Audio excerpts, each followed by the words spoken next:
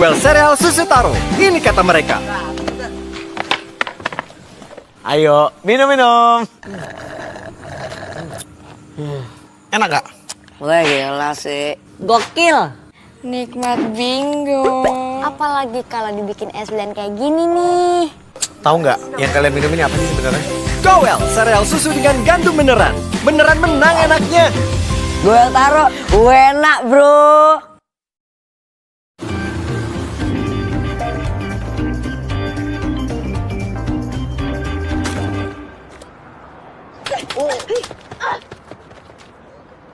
Gak pede karena kotoran di kulit kepala yang bikin bau. Mungkin itu ketombe basah. Move on ke Head and Shoulders. Head and Shoulders dengan microfoam membersihkan penyebab ketombe kering dan basah. Saya jadi lebih percaya diri. Move on ke Head and Shoulders. Aku berani semua untuk masa depan awesome. Milku susu bagi aku, nutrisi tiap langkahku, hebat nikmat dan juga seru.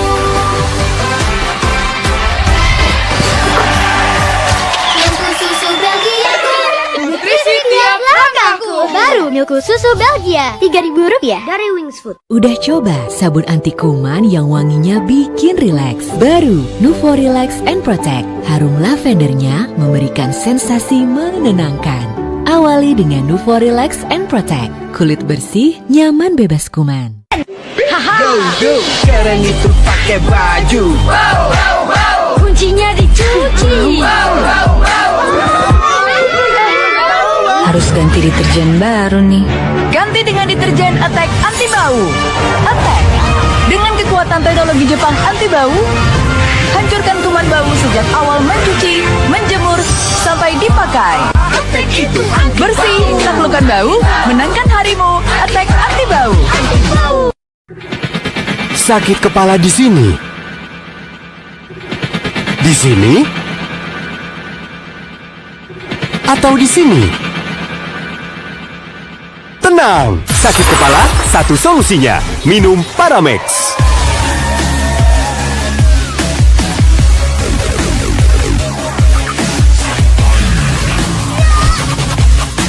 Sakit kepala, Paramex obatnya. Produksi Konimex. Bu ibu, empuk nggak bisa move on dari krim ekonomi. Formulanya update terus, sabun cuci nomor 1 sepanjang masa. Makin openg varian baru, krim ekonomi siwak. Cukup secolek kuman minggat, piring pun langsung kesal. Wanginya segar. Cucian pasti beres, wajib pakai krim ekonomi. Bersihnya jempolan, kotoran dan kuman minggat. Baru krim ekonomi siwak. Wingscare. Banu, minum susu dulu yuk. Aku bangga melihat anakku tangguh, mandiri, dan sopan. Waalaikumsalam sayang. Melihatnya tumbuh, selalu aktif, dan jadi anak yang tanggap. Ini aja. Wah, makasih ya. Kudukung tumbuh aktif tanggapnya dengan kebaikan dari Batita.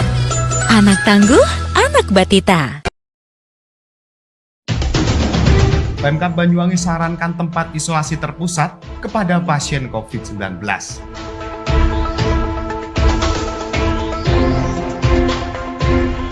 Cerita salah satu korban selamat tenggelamnya kapal nelayan Bintang Sonar.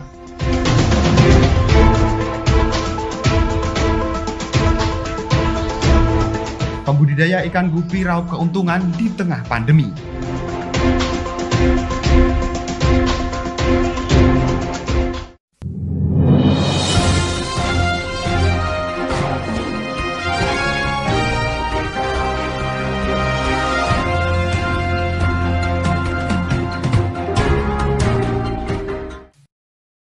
Mengawali informasi yang pertama pemirsa, guna menekan laju penularan pandemi COVID-19, pemerintah meminta kepada pasien COVID-19 di Banyuwangi, Jawa Timur yang melakukan isolasi mandiri agar bersedia memanfaatkan fasilitas isolasi terpusat yang berada di masing-masing kecamatan.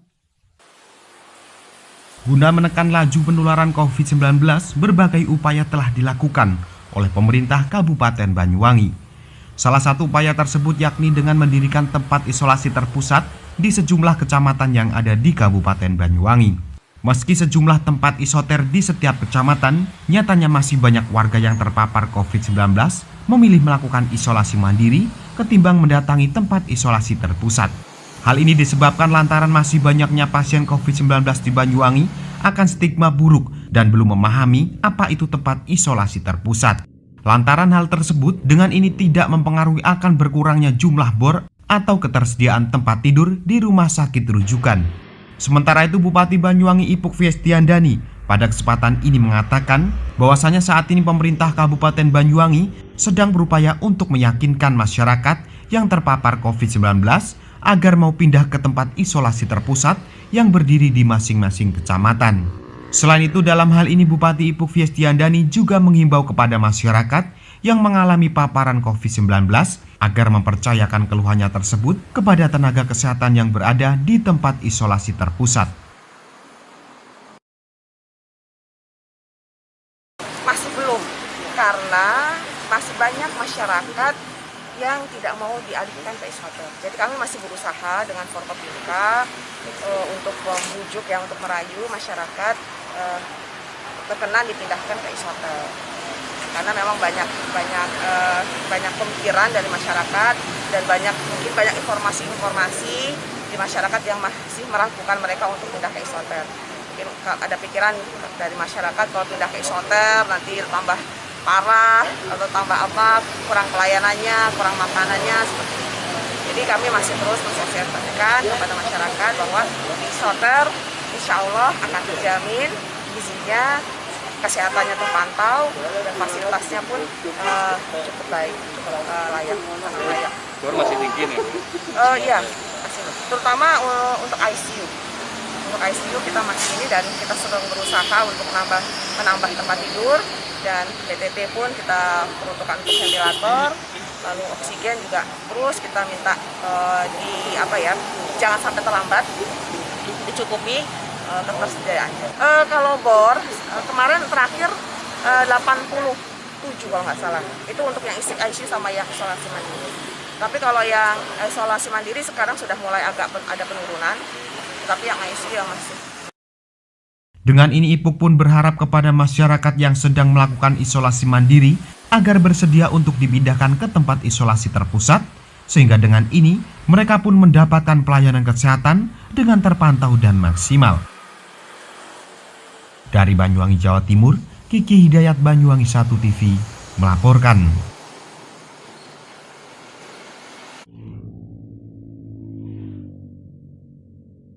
Mulyono salah satu korban selamat tenggelamnya kapal bintang sonar asal Dusun Paludem, Desa Tembok Rejo, Kecamatan Muncar, Banyuwangi. Menceritakan detik-detik sebelum kapal naas tersebut tenggelam, Mulyono berhasil menyelamatkan diri bersama 3 rekannya, hanya dengan berpegangan bambu saat terombang-ambing di tengah lautan.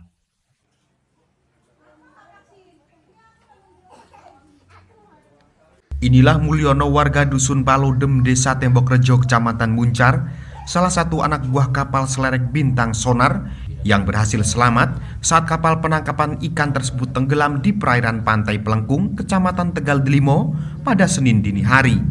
Pria yang akrab disapa Yon ini menceritakan detik-detik sebelum kapal milik Haji Mashudi tersebut karam diterjang ganasnya ombak setinggi 8 meter saat hendak melakukan perjalanan pulang menuju Pelabuhan Muncar. Saat kejadian, cuaca memang kurang bersahabat dan ombak di sekitar lokasi kejadian sedang tinggi. Dan kuat dugaan, kapal tidak kuat menahan beban lantaran air laut yang terus masuk menggenangi lambung kapal. Mulyono bersama 6 orang rekannya berusaha menyelamatkan diri dengan berpegangan pada alat tangkap yang terbuat dari bambu, sedangkan 3 orang lainnya berpegangan pada botol jerigen. Namun naas, karena hempasan ombak, 6 orang lainnya terpisah dan hanya dirinya bersama 3 orang lainnya berhasil bertahan sebelum akhirnya berenang ke daratan untuk menyelamatkan diri. Kan sudah nebar jaring ya, dapat ikan sekitar 15 ton. Ya sudah mau pulang, aduan pulang. Terus memang keadaan ombak waktu itu gelombangnya dengan ketinggian 8 meter gitu. Memang ombaknya ini besar-besar gitu. Jadi muatnya perahu ini, kekuatan perahu ini 25 ton. Apa namanya kan perahu ini masih masih tinggi lah ya, nggak begitu syarat. Tapi dengan adanya ombak masuk yang namanya air itu masuk ke perahu. Jadi gimana ya, terus ini masuk ombak ini masuk ke dalam, akhirnya ya itu udah tenggelam kapalnya. Terus saya ini ya menyelamatkan diri pakai yang namanya catak itu dari bambu itu. Orang berapa? Orang 7 pertama. Terus yang orang 3 ya kan 10 orang pakai jurigen, numpak jurigen ke sebelah kanan perahu, terus saya ke sebelah kiri perahu, orang 7 yang numpak itu udah numpak pering itu. Dihempas ombak itu mas lepas sendiri-sendiri. Yang kembali ke cadak itu ya orang 4, yaitu sudah yang selamat sampai ke darat itu. Nggak ada, nelayan nggak ada. Orang 4 itu ya naik cadak itu renang ke darat. Terhempas dari itu, udah dikena ombak itu ya. Yang lain ini pisah sendiri-sendiri. Dihantam ombak, lepas dari cadak ini jauh mas. Terus kena ombak lagi ya, hilang itu sudah. Yang lepas dari cadak itu. Yang satunya juga lepas, hilang. Jadi tinggal orang 4 yang megang cadak itu, terus itu yang selamat. 2 korban lainnya berhasil ditemukan pada Selasa pagi di perairan pantai Grajagan atau 13 mil dari lokasi tenggelamnya kapal oleh nelayan setempat pada Selasa pagi.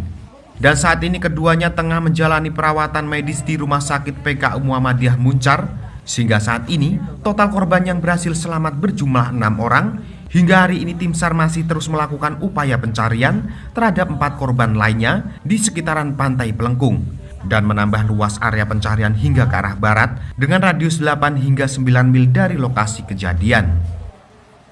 Dari Banyuwangi, Jawa Timur, Eko Purwanto, Banyuwangi 1 TV melaporkan.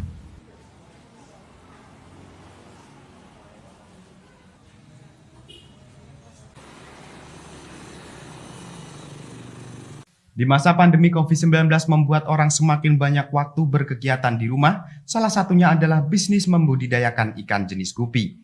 Bermula dari hobi dan memanfaatkan lahan sempit, warga Kecamatan Kalipuro mulai menekuni budidaya ikan gupi.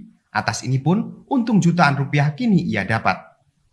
Baik pemirsa, informasi berikut sekaligus menutup perjumpaan kita pada hari ini. Anda dapat menyimak informasi tadi melalui sosial media Banyuwangi 1 TV.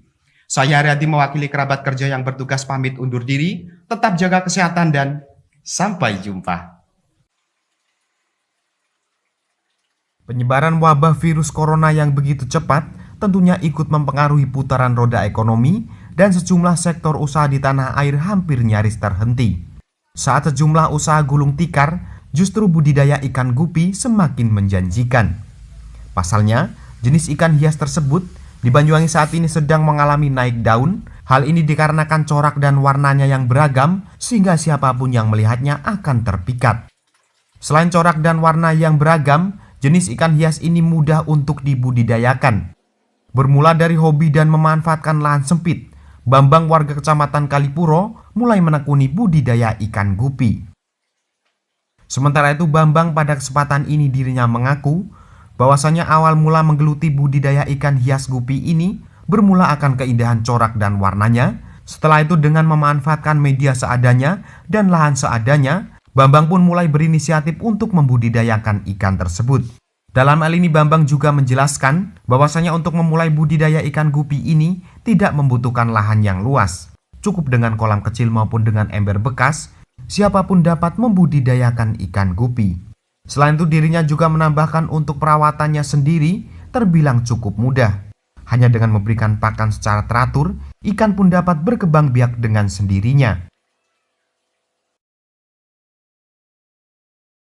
Awalnya itu kita ikan gapi ini adalah iseng karena saya suka warnanya. Nah, apalagi di saat pandemi ini kita daripada bengong seperti itu, kita sambil berkebun. Kemudian kok di sela-sela kebun ini kami rancang membuat kolam seperti ini juga buatan sendiri. Nah, kemudian karena saya tertarik terhadap ikan gabi ini, di mana ikan gabi ini sekarang lagi ngetren, kemudian secara ekonomis mempunyai nilai jual yang lumayan, sehingga kami beli indukan, beberapa indukan. Ini ada sekitar 13 indukan, 13 jenis. Salah satunya ini, jadi ini saya taruh di kolam untuk seperti ini untuk breeding, sehingga saya kolonikan. Alhamdulillah hasilnya bagus. Nah, setelah besar kemudian kita ambil, kita seleksi yang bagus-bagus, kita taruh di akuarium seperti itu, sehingga kalau kita misalkan ada teman-teman yang ingin memiliki atau ingin membeli, itu bisa melihat keadaannya di dalam akuarium sehingga jelas. Satu jenis itu saya dulu beli indukannya itu antara 30.000 sampai dengan 55.000 per ekor, terutama adalah jantannya. Karena yang jantannya itu memang mempunyai nilai corak yang bagus, warna-warni, kemudian sirip yang bagus dan seterusnya. Saat ini ada sekitar 13 jenis ikan gupi yang ia budidayakan. Adapun jenis tersebut yakni Black Musco, Red Musco, Blue Diamond, Mosaic, dan masih banyak jenis lainnya. Untuk harganya sendiri, Bambang membandrol ikan-ikannya ini mulai dari harga Rp35.000 hingga Rp55.000 per ekornya. Atas usaha yang digelutinya, kini Bambang mulai meraup keuntungan hingga jutaan rupiah. Dari Banyuwangi, Jawa Timur, Kiki Hidayat, Banyuwangi 1 TV melaporkan.